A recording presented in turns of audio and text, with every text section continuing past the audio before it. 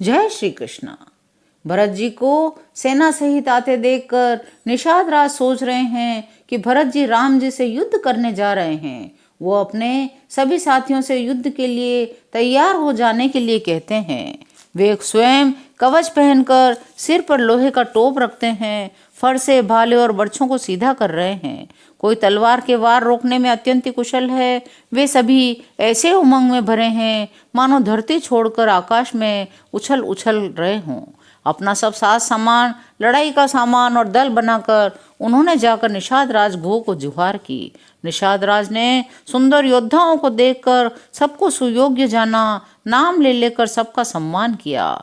निषाद राज ने कहा, भाइयों, धोखा न खाना, मरने से न घबराना, आज मेरा बड़ा भारी काम है। सबके सब योद्धा बड़े जोश से बोल उठे, हे वीर, अधीर मत हो। श्री रामचंद्र जी के प्रताप से, आपके बल से हम लोग भरत की सेना को बिना घोड़े की, बिना वीरों की कर देंगे। जीते जी पीछे पांव नहीं रखेंगे। निषाद राज ने वीरों का बढ़िया दल देखकर कहा, लड़ाई का ढोल बजाओ। इतना कहते ही बाईं और छींक हुई। शकुन विचार वालों ने कहा, जीत होगी। एक बूढ़े ने शकुन विचार कर कहा, पहले भरत से मिल लीजिए, उनसे लड़ाई नहीं होगी। भरत श्री राम जी को मनाने जा रहे हैं। शकुन ऐसा कह रहा है, विरोध नहीं है। यह सुनकर निषाद राज गुह ने कहा, वृद्ध व्यक्ति ठीक कह रहे हैं। जल्दी में बिना विचारे कोई काम करके मूर्ख लोग पछताते हैं। भरत जी का शील स्वभाव बिना समझे, बिना जाने युद्ध करने में बहुत बड़ी हानि है। अतएव हे वीरों, तुम लोग इकट्ठे होकर सब घाटों को रोक लो। मैं जाकर भरत जी से मिलकर उनका भेद लेता हूँ। उनका भाव मित्र का है या शत्रु का या उदासीन का, यह जानकर तभी उसी के अनुसार प्रबंध करूँगा। उनके सुंदर स्वभाव से मैं उनके स्नेह को पहचान लूँगा। वैर और प्रेम छिपाने से नहीं छिपते। ऐसा कहकर वह भेंट का सामान सजाने लगा। उसने कंद, मूल, फल, पक्षी और हिरण मंगवाए। कहार लोग पुरानी और मोटी पहिना नामक मछलियों के भार भर भर कर लाए। भेंट का सामान सजाकर मिलने के लिए चले। मंगलदायक शुभ शकुन मिले। निषाद राज ने मुनिराज वशिष्ठ जी को देखकर अपना नाम बताकर दूर से ही दंडवत प्रणाम किया। मुनि वशिष्ठ ने राम का प्यारा जानकर उन्हें आशीर्वाद दिया। भरत जी को समझाकर कहा, यह श्री राम जी का मित्र है। यह श्री राम का मित्र है। इतना सुनते ही भरत जी ने रथ त्याग दिया। वे रथ से उतरकर प्रेम में उमंगते हुए चले। निषाद राज गुह ने अपना गांव, जाति और नाम सुनाकर पृथ्वी पर माथा टेक कर जोहार की। दंडवत करते देखकर भरत जी ने उठाकर उसको छाती से लगा लिया। हृदय में प्रेम समाता नहीं, मानो स्वयं लक्ष्मण जी से भेंट हो गई हो। भरत जी गुह को अत्यंत प्रेम से गले लगा रहे हैं। प्रेम की रीति को सब लोग सिहा रहे हैं। मंगल की मूल धन्य धन्य की ध्वनि करके देवता उसकी सराहना कर रहे हैं। देवता कहते हैं, जो लोक और वेद दोनों में सब प्रकार से नीच माना जाता है, जिसकी छाया के छू जाने से भी स्नान करना होता है, उसे निषाद से अंकवार भर भर कर, हृदय से चिपटा कर श्री राम जी के छोटे भाई भरत जी आनंद और प्रेमवश शरीर में पुलकावली से परिपूर्ण होकर मिल रहे हैं। जो लोग राम राम कहकर जमाई लेते हैं, आलस्य से भी जिनके मुंह से राम का नाम उच्चारण हो जाता है, पापों का समूह भी उसके सामने नहीं आता। फिर इस गुह को तो स्वयं श्री राम जी ने हृदय से लगाया, कुल समेत इसे जगत पावन बना दिया। कर्मनाशा नदी का जल गंगा जी में पड़ जाता है, मिल जाता है, तब कहिए उसे कौन सिर पर धारण नहीं करता। जगत जानता है, उल्टा नाम मरा मरा जपते जपते ही वाल्मीकि जी ब्रह्म के समान हो गए।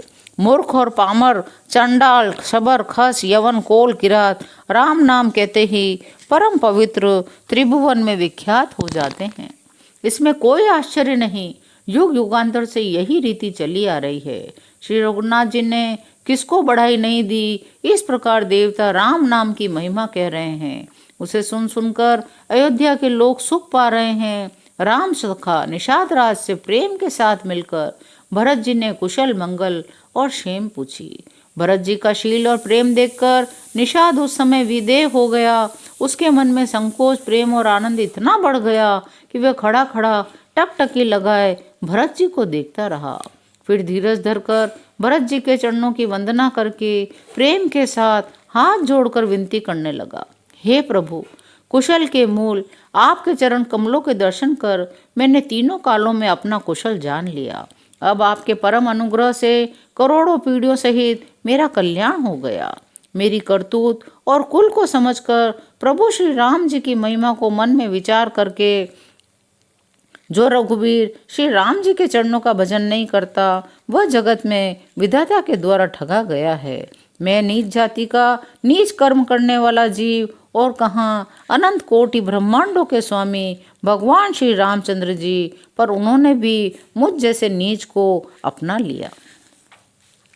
मैं कपटी, कायर, कुबुद्धि और कुजाति हूँ। लोक वेद दोनों से सब प्रकार से बाहर हूँ, पर जब से श्री राम जी ने मुझे अपनाया है तब से मैं विश्व का भूषण हो गया। निषाद राज की प्रीति को देखकर, सुंदर विनय सुनकर भरत जी के छोटे भाई शत्रुघ्न जी उनसे मिले। फिर निषाद ने अपना नाम लेकर नम्र और मधुर वाणी से सब रानियों को आनंद पूर्वक जोहार की। रानियां उसे लक्ष्मण जी के समान समझकर आशीर्वाद देती हैं। नगर के स्त्री पुरुष निषाद को देखकर ऐसे सुखी हुए मानो लक्ष्मण जी को देख रहे हों। सब कहते हैं जीवन का लाभ तो इसी ने पाया जिसने कल्याण स्वरूप श्री रामचंद्र जी ने भुजाओं में बांधकर गले लगाया। निषाद अपने भाग्य की बड़ाई सुनकर मन में परम आनंदित हो रहे हैं। सबको अपने साथ लिवा ले चले। उसने अपने सब सेवकों को इशारे से कह दिया वे स्वामी का रुख पाकर चले। घरों में, वृक्षों के नीचे, तालाबों पर, बगीचों और जंगलों में सबके ठहरने के लिए स्थान बना दिया।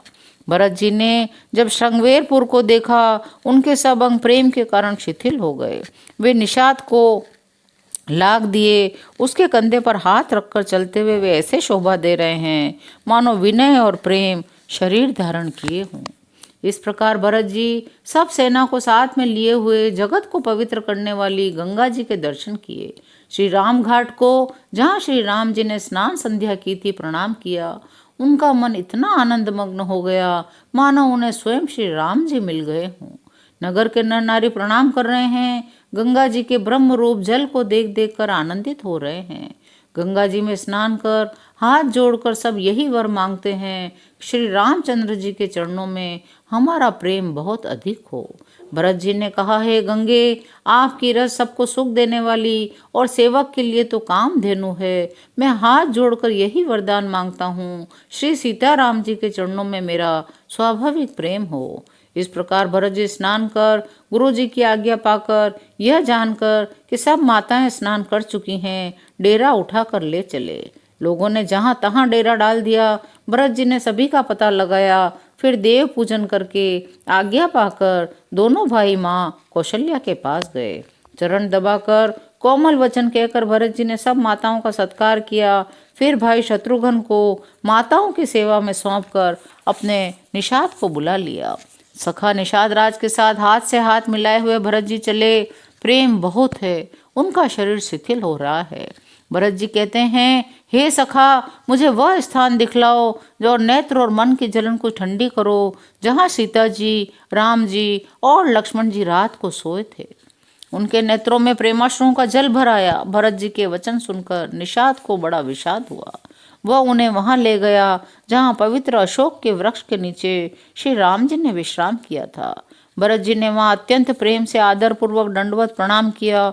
कुशों की सुंदर साथरी देखकर उसकी प्रदक्षिणा करके प्रणाम किया। श्री राम जी के चरण चिन्हों की रज आंखों में लगाई। भरत जी ने 2-4 स्वर्ण बिंदु सोने के कण या तारे आदि जो भी सीता जी के गहने कपड़ों से घिर पड़े थे उन्हें देखे। सीता जी के समान समझकर उन्हें सिर पर रख लिया। उनके नेत्र प्रेम जल से भरे हैं, हृदय में ग्लानि भरी है। वे मित्र सखा से निषाद राज से सुंदर वाणी में बोले, ये स्वर्ण के कण या तारे भी सीता जी के विरह से शोभाहीन और कांतिहीन हो रहे हैं। जैसे राम वियोग में अयोध्या के नर नारी शोक के कारण क्षीण हो रहे हैं। इस जगत में भोग और योग दोनों ही जिनकी मुट्ठी में हैं, उन जनक जी को मैं किसकी उपमा दूं। आज की कथा यहीं विराम लेती है। शेष अगले अंकों में। जय श्री राम।